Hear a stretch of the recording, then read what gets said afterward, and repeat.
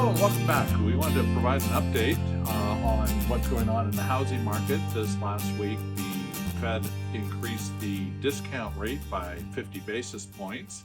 The good news is that the market had already anticipated that, and we saw just actually a little decrease as a result in the mortgage rates. And so we're going to provide a little bit more in-depth update on what's going on nationally.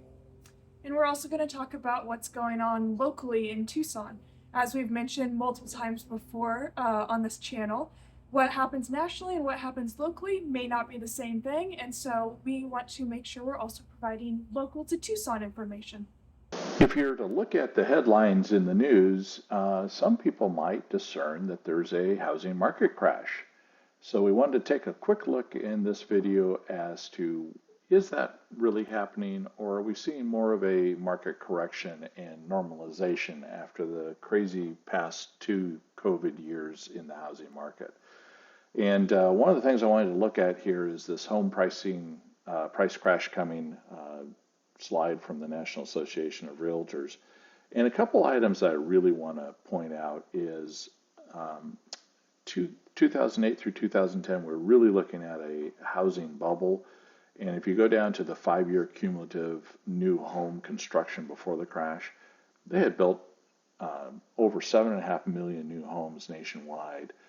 This current cycle in the last 5 years, we've only built 4.6 million, and that is actually below the long-term average of homes built per year over that time. Also, when you look at the inventory on the market, we were up to nearly 4 million units back then. Right now, we're at between 1 million and 1.2 million homes on the market. Some would even say that we have a housing shortage going on right now. Mortgage delinquencies are way down to compared to then, and the number of homes in foreclosure, or the percentage of homes in foreclosure, are well below that. So let's take a little closer look at that. Let's take a look at the 90-day delinquency. As you can see, back in 2010, the mortgage market was imploding. We had nearly 10% of mortgages at 90 days or more behind in payments. Saw something similar at the beginning of the COVID lockdowns when so many people were out of work because they couldn't go to work. But as you can see, since that time, we have returned back to what is a fairly normal, about 2% of mortgages in the country are 90 plus days behind. In addition, back in 2010, 2011, we had as much as 40% of the total home sales were distressed homes. And right now, if you're to do a comparison, it's barely even a blip on the chart. So folks have a lot of equity in their homes right now, and so there's not a lot of distressed home sales going on. In addition, we are coming out of basically a housing start drought where we're trying to make up for a lack of homes built since 2008 as a result of the Great Recession. And even just in 2020, when we peaked just a hair above the long-term average, we've quickly returned back down to normal levels of housing starts. And as we're seeing in the market right now, a number of the home builders are actually pulling back on their plans for building new homes, which is increasing the scarcity of homes on the market. And then finally, a little bit of good news for those of you that are going to be looking here in the near future. We're seeing things that possibly a further decline in mortgage rates might be possible. The markets have baked in a lot of the Federal Reserve's discount rate increases. And right now, the typical spread between the 30-year mortgage and the 10-year Treasury is higher than normal. And so we expect to see those two converge in the near future back to the more normal, about 2% difference between those two. So long-term prospects are that mortgage rates should remain stable and maybe even decline a little bit in the next year or so. So with that, I'm going to turn it over to Kelly for a more Tucson-specific look at the market, and then we'll see you at the end of the video. Thanks. So what you can see here is a market summary for the greater Tucson metro market. And I think the first thing to point out is the number of homes sold. In our current period of November of 2022, 877, which is almost half of what we saw in November of 2021.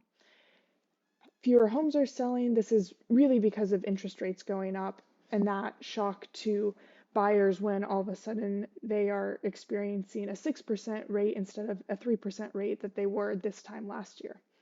And with fewer homes selling, our average days on the market has gone up a little bit. As you can see here, it's about 2 weeks more. But even with all of this, our median sales price is still up year over year by about 9%. And this is really because of the inventory shortage that Scott mentioned before. We're seeing that here in Tucson also. And so there just isn't a whole bunch of inventory flooding the market that's causing sellers to have to drop their prices. It's just not happening here.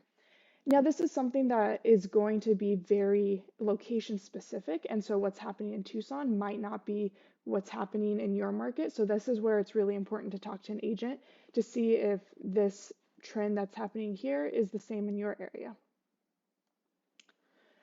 Along with that, you can see that months of inventory, or how long would it take for all the homes on the market to be absorbed if no additional homes hit the market at the current rate that buyers are buying them, is up to about 4 months right now.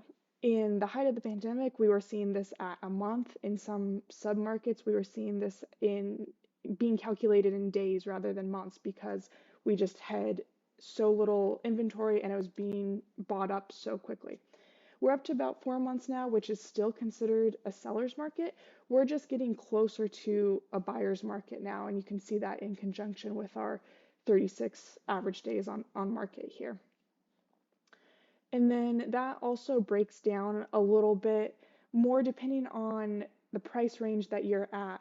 So as you can see for Tucson, we don't have as many higher priced, multi-million-dollar properties, but the ones that we do, it's a little bit more of a buyer's market. There's more choice there for those particular buyers. If you look in our lower price markets especially, they're still really tight. You can see our 3-month trend for $80,000 to $100,000 homes is 0.8 months of inventory. And so we're still adjusting in much of this market because it was such a strong seller's market, and we haven't even made it to a balanced market yet. So part of the reason that we are not seeing a big crash and that prices have held pretty steady in Tucson is because our building trends follow pretty closely to the national trends. So on the left here is the Tucson data, on the right is the national data that Scott showed previously. As you can see, just like nationally, we peaked right around 2005. And then after the crash happened, builders really pulled back because of just how hard that they were hit in that crash.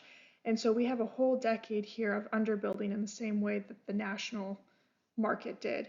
And so even though we had a strong little bit here, we've already dropped again, and we just don't have the inventory in the units built to make up for the number of people that have been coming to Tucson during these last few years. And so this is part of our price stability is because of this. But again, this is something that's going to be local to your area, and it may be the same as the national market, it may be different. So make sure you're talking to an agent in your area to see what trends are true for you. So if you enjoyed this market review, make sure you like and subscribe so that you can get future updates as we release more videos like this one. And we'll do a monthly market review. And in addition, there's all kinds of goodies in the description below. So when you have a chance, take a look. We really appreciate your viewing and your support, and we'll see you soon.